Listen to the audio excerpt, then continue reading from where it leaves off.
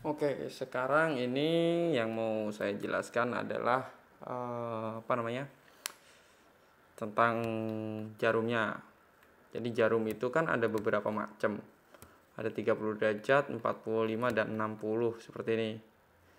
Nah, di sini saya butuh gambar, jadi saya buat aja pakai PDF seperti ini biar gampang ya. Nah, begini penjelasan pisau cutting. Jadi pisau cutting seperti di video sebelumnya, itu kan udah saya jelasin kalau bentuk pisau cutting itu saling berbeda setiap mereknya. Tapi walaupun dia berbeda, itu bentuk ujung mata pisau itu akan selalu sama. Akan selalu sama seperti ini. Nah, di sini ada perbedaan untuk 30 derajat, 45 dan 60. Sudut perbedaannya itu ada di sudut tajamnya ini, seperti ini. Nah, ini. Oke, saya mulai dari yang 30 derajat. Nah, di sini untuk 30 derajat itu dia punya sudut kemiringan seperti ini. Nah, ini kemiringan ini itu berpengaruh dengan hasil potong juga. Jadi bagaimana kita memilih bahan itu juga pengaruh. Jadi bahannya seberapa tebal, kemudian kita harus memilih pisau yang berapa derajat yang cocok seperti itu. Tapi pada umumnya orang standar itu menggunakan yang 45 derajat karena tidak terlalu rendah juga tidak terlalu tinggi sudut ketajamannya seperti itu. Nah, di sini ada catatan kecil di ujung sini kita lihat. Oke, saya perbesar. Jadi di sini untuk masing-masing pisau itu 30 derajat dia memiliki kedalaman potong maksimumnya adalah 0,25 mili.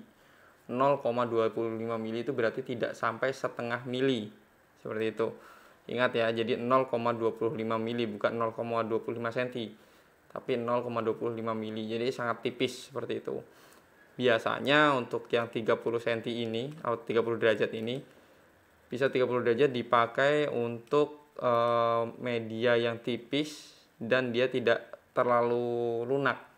Jadi malah justru biasanya itu yang agak sedikit keras seperti itu. Jadi seperti foil, lembaran foil seperti itu dipotongnya pakai yang 30 derajat. Kan dia butuh untuk landainya ini. Jadi dia tidak terlalu mencongkel seperti itu ini. Jadi tajamnya ini dia landai. Nah, kurang lebih dia kalau misalnya pakai yang tadi ini yang dengan ketebalan 0,25 mili, ketebalan ininya dipnya, dia kurang lebih berada di garis biru ini. Sorry, bentar ada telepon. Oke, lanjutkan. Jadi tadi untuk ketebalan media atau bahan itu dia berada di garis biru ini. Jadi titik potong terbaiknya dia itu ada di garis pertemuan antara garis biru dan garis hijau ini. Jadi kalau dia pas di tengah-tengah sini, ini akan hasil potongnya sangat baik seperti itu. Nah, kemudian di sini ada lagi yang 45 derajat.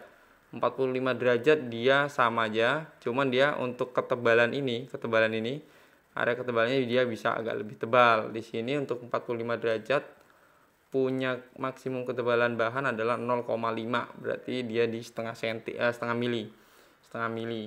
Itu.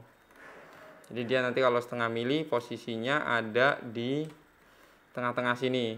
Ini hasil terbaiknya dia ada di sini, hasil potong terbaiknya. Dan kalau misalnya dia boleh nggak kalau misalnya bahannya agak lebih tebal sedikit, masih boleh. Batas maksimumnya dia sampai di sini. Batas maksimumnya dia sampai di garis merah ini kurang lebih dia hampir 1 mili.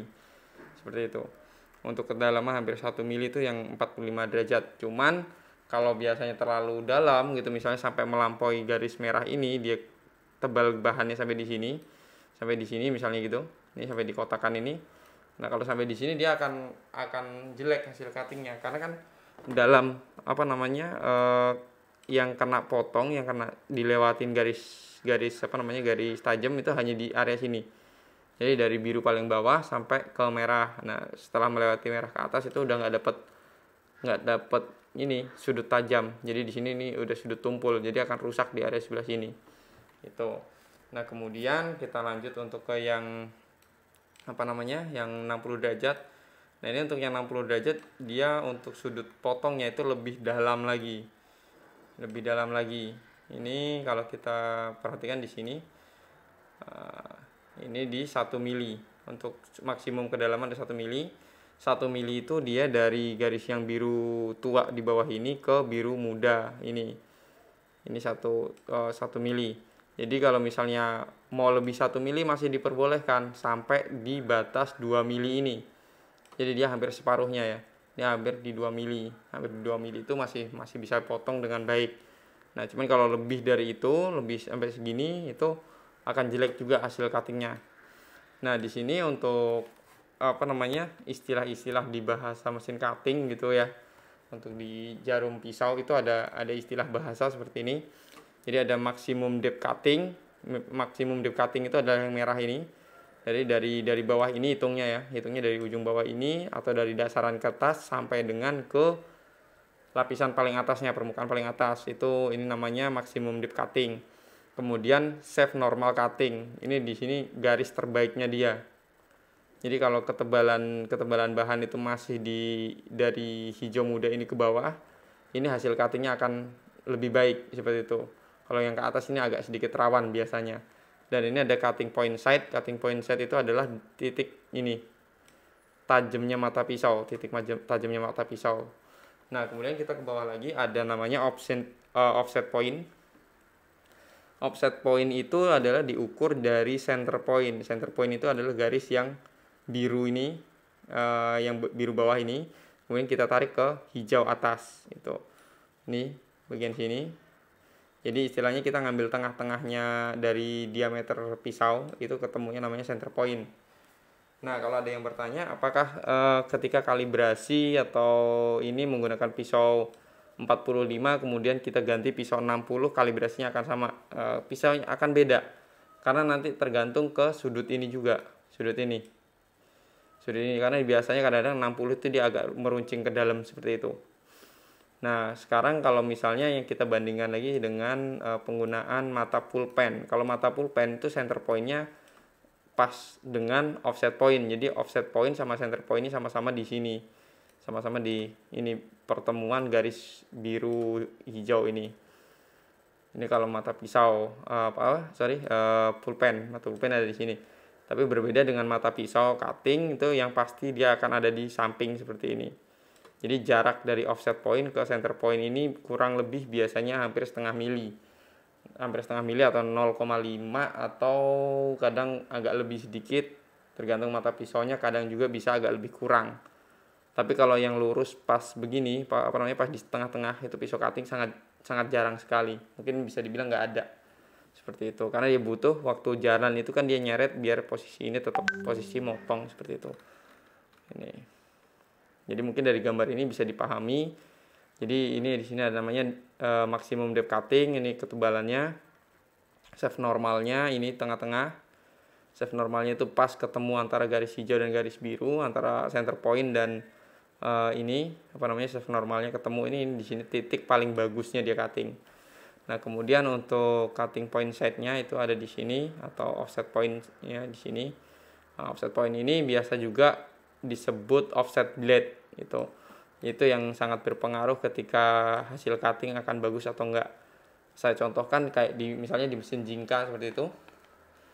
Nah, di mesin jingka itu ada namanya istilah offset blade, itu biasanya 0,55 untuk pisau yang 45 derajat. Pisau 45 derajat ini seperti ini, biar kelihatan sebentar. Mana nih? Ya, kamera. Ini kameranya kemana ya?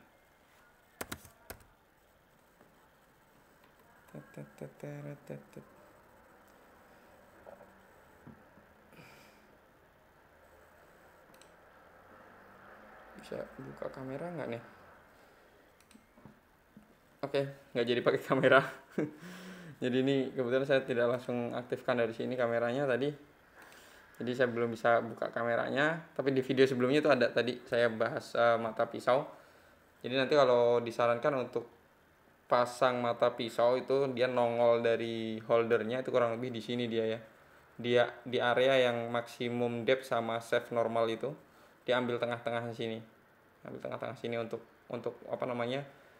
masang mata pisau yang aman dan bagus hasilnya. Jadi tidak disarankan ketika holder itu proses cutting kemudian ujung holdernya itu ikut menyentuh medianya. sampai nyentuh stikernya seperti itu, karena holdernya akan rusak dan bahan pun malah ketahan sama ujung holdernya. Karena bahan itu butuh untuk gerak maju mundur, ketika ketahan sama holder, maka gerakannya akan jadi berat, dan itu berakibat si bahan stikernya sendiri bisa rusak. Karena ditarik dan pas proses ngedorong baliknya itu dia akan rusak di situ. Biasa kelihatan seperti menggulung, bergelombang seperti itu. Nah, itu dulu untuk penjelasan si mata pisau. Untuk kalau misalnya mau order bisa klik di sini, ini di sini ada nomor handphone kita, dan di sini ada juga nomor handphone sales untuk bahan-bahan material lainnya, nanti bisa ditanyakan di situ. Oke, sekian dulu, semoga dapat dipahami. Untuk lembar PDF-nya ini nanti bisa di-download di kolom komentar situ, nanti saya kasih linknya biar untuk untuk pegangan juga. Oke, segitu dulu, terima kasih.